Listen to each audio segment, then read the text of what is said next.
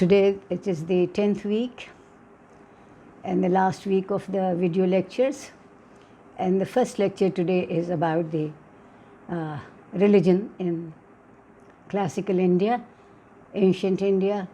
This chapter I am talking to you about is from Abraham Areli, and he has given us a good caption, Godless Religion. The Indian religious ideal was basically very simple and very, in a way, very effective it could be, to seek true and enduring contentment and happiness through renunciation. So if you leave your desires away, there is no discontent.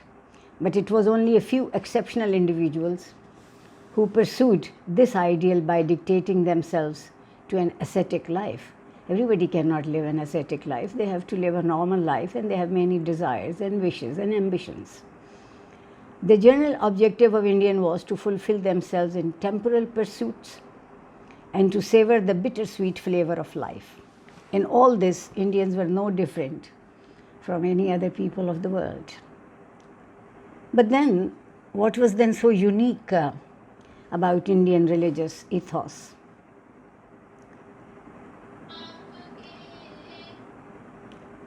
It's extravagant polytheism, but this was a relatively late development. But start from Vedic, Aryans were polytheistic. They were no more than many other ancient people. So with the rise of Puranic Hinduism, as we have discussed earlier, that the Hindu pantheon exploded into countless and ever proliferating deities. Sorry, I'll repeat it. The Hindu pantheon exploded into countless ever proliferating deities and fervent devotion to gods and frenzied religious festivals. And you know about it, you might have seen in Indian films. Too many gods and too many festivals. But in between the periods of Vedic Hinduism and Puranic Hinduism, for about 1,000 years, from around the middle of the first millennium BCE to around the middle of the first millennium CE, the dominant religions of India were all godless religions. The normal process of religious evolution in most civilization was from polytheism to monotheism. Aryans in India vaulted over the monotheism phase and expounded as early as the mid-first millennium BCE such advanced concepts as pantheism, monism, and even outright materialism. And if we wish to substantiate this information, even the Rig Veda Aryans were in no great awe of gods, for their gods were not super mundane divinities but the familiar of the everyday life. A few centuries later, around the 6th century BCE, the Upanishad sages entirely discarded the concept of gods and replaced it with the concept of Brahman, the impersonal and all-pervasive entity that is identical with the universe and is the embodiment of the potential of the universe. The universe, they held, is autodynamic. It has no creator or controller, but evolved through the spontaneous unfolding of its inherent nature. So their idea of universe was that the whole universe, including individual cells, is fundamentally identical with Brahman. There is nothing whatever the universe other than Brahman. Vedic Hinduism thus morphed into Puranic Hinduism, a virtually new religion with new dominant gods, new beliefs, and new rituals.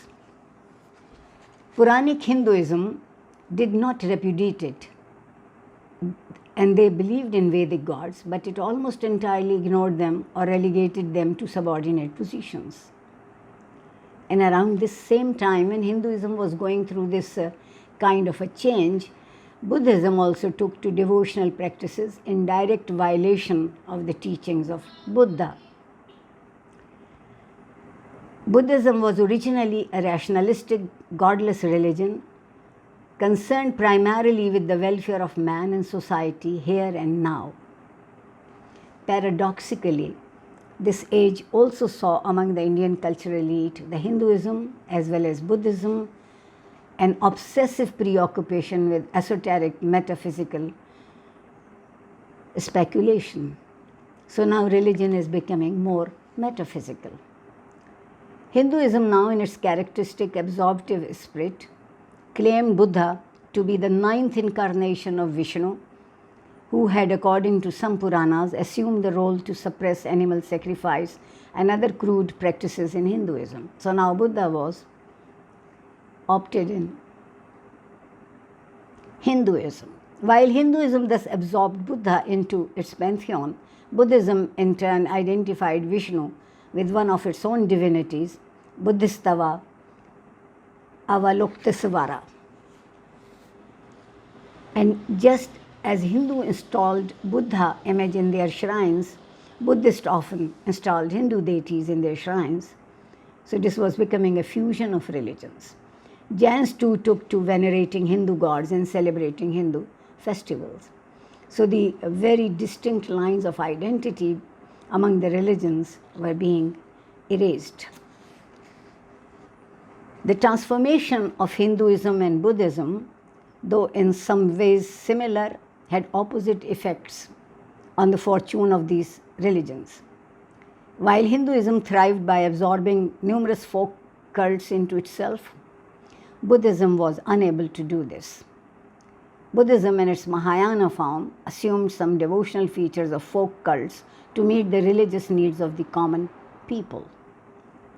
Buddhism therefore gradually withered away, while Hinduism, expanding from its narrow Aryan base, became the religion of all the Indians across the many racial, social, and regional dimensions of India. We can call it a universal acceptance of Hinduism or Aryan Hinduism in India. Hinduism spread not so much through the missionary activities of Buddhism and Jainism, but by converting other sectaries into its belief and practices, and by absorbing into itself the beliefs and practices of other sects indeed. So Hinduism was taking over folk cults. It was becoming more folk, less metaphysical. Hinduism became a loose agglomeration of innumerable sects with diverse and often conflicting beliefs and practices. In fact, it ceased to be a religion in the conventional sense of the term. In India, women and men display diverse colors, worship various gods, and perform many different duties, says Karma Purana. Apart from Hinduism, Buddhism, and Jainism, each of which had a number of sects of its own, there were several other important religious movements in classical India. The Chinese pilgrim that we have been mentioning so far for so many times, Fa Huan, in the 5th century noted that there were 96 sorts of views, erroneous and different from Buddhism, flourishing in North India in his times. Hinduism has no heresies. Here say, heresy, hunting the favorite game of many religions, was singularly absent from Hinduism. This is their philosopher and one time President Radhakrishna says. Religious tolerance was an ancient political ideal in India. How can we believe it today while Modi doesn't have any kind of a tolerance of any religion other than his own beliefs?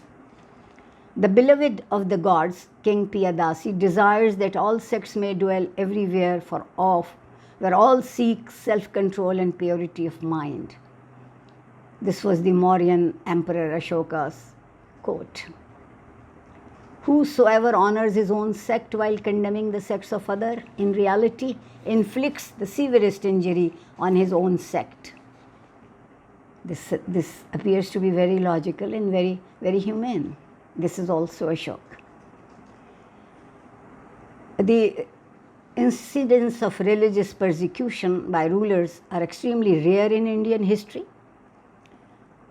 And because if there was not such a strong sense of deities and gods, then it was more towards conducting to human considerations. Indian kings, though generally tolerant of all religions in their own domains, often indulge in sectarian violence during their campaigns in enemy kingdoms. They say everything is possible in love and war, more in war than in love. There was, however, some change in the religious temper of India in the post-Gupta period. When the Bhakti movement charged Hinduism with sectarian order, records of religious bigotry and violence between different religious and between different groups and sects of Hinduism began to appear. So during this period, several Jain temples were demolished by Shivite kings in Karnataka, in the Tamil country. Jains were persecuted by the Pandyas. In Kerala, several Buddhist and Jain shrines were destroyed. So this human weakness and human folly to take revenge with gods does not pay anything. When Buddhism and Jainism declined in India, Hindus seized many of their shrines and converted them into their own shrines. The most shocking and bizarre acts of religious violence ever perpetrated by a king in India, and that too against the temples of his own religion, was by Harsha, a late 11th century Hindu king of Kashmir. He demolished temples, plundered their wealth, even melted down their precious metal idols, and used these materials and resources to build bridges and to finance his own wars. Harsha was equally offensive towards other religions. He demolished numerous Buddhist shrines, and though he valued foreign Muslim mercenaries as his bodyguards, he went out of his way to disgust them by openly eating pork. Jainism is a deeply conservative religion, but paradoxically it is also the most radical of all the great religions of the world, breaking all conventional notions about what a religion should be. Its tenets were uncompromisingly atheistic, and they were first enunciated in the mid-first millennium BCE, and they have remained so ever since.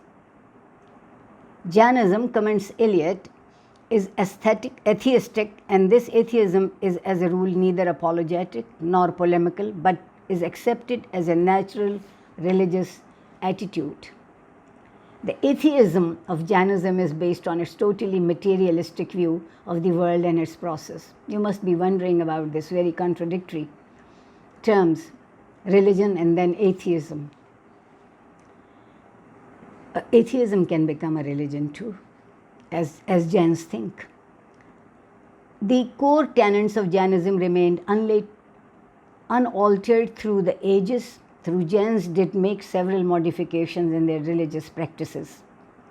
By and large, Jainism, although its long history, also held from its exacting ethical and altruistic standards, which are far more rigorous than those of any other religion. Philanthropy is a religious obligation for Jains, and this was sometimes carried to great extremes by them, as in the case of two rich Jain brothers of Gujarat in the 13th century, Vatsupala and Tejapala rupees. And how they did it, that they had to spend on charity the equivalent of all this amount. It is truly remarkable that the rigidly austere and ethically exacting religion with gloomy outlook on life, which offers no consolation of faith in gods and rituals, still endured all these centuries and had at one time even enjoyed a good amount of popularity. Over the centuries, Jains made substantial contributions to Indian culture, particularly in literature and philosophy. Jainism had a strong orientation towards learning. It was considered a pious act for a Jain to copy manuscripts. So we can understand what they gave importance to knowledge. The first foreign religion that came to in India to establish itself was Christianity. And Northwestern Indian mission of Thomas bore no enduring results, but the Christian Church of Kerala communities of the Nestorian sect in Kerala, but later when Islam overwhelmed Persia, it came under the authority of the patriarchs of Antioch of Syria. Islam too arrived in Kerala. Soon after it was founded in Arabia. Arabs were highly enterprising traders, and they, like the Jews, had links with India from ancient times. So it's for trade that different religions were coming to India. In time, we can say that these religions, these foreign religions, they were coming to India, were playing a major role in Indian economy, infinitely great proportion to their tiny numerical size. And we have to accept it.